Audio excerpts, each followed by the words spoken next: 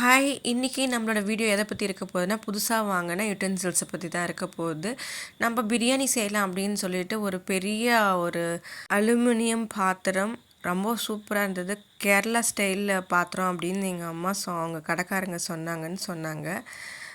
இதோட விலை வந்து ரூ. 350.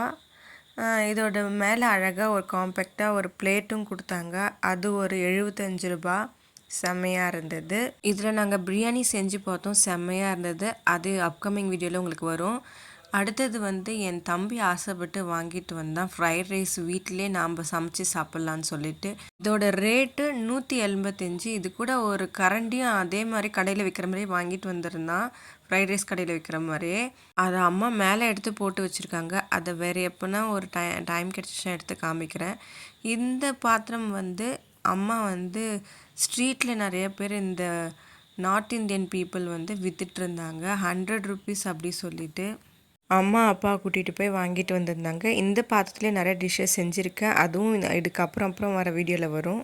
அடுத்து வர பாத்திரமும் பிரியாணி செய்கிற மாதிரியோ இல்லைன்னா கறி ஏதாவது செஞ்சோம்னா அதுக்கு காம்பேக்டான ஒரு பாத்திரம். நல்லா வெயிட்டு, செம வெயிட்டு.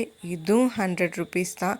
சூப்பராக இருந்துச்சு. இதுவும் இதில் ஒன்றும் சமைக்கலை, பார்ப்போம் அடுத்த தடவை இதில் சமைச்சு பார்ப்போம். நல்ல குவாலிட்டியான ஒர்த்தான ப்ராடக்ட் 100 ருபீஸில் வாங்கினதில் எங்கள் அம்மாவுக்கு ரொம்ப ஹாப்பி.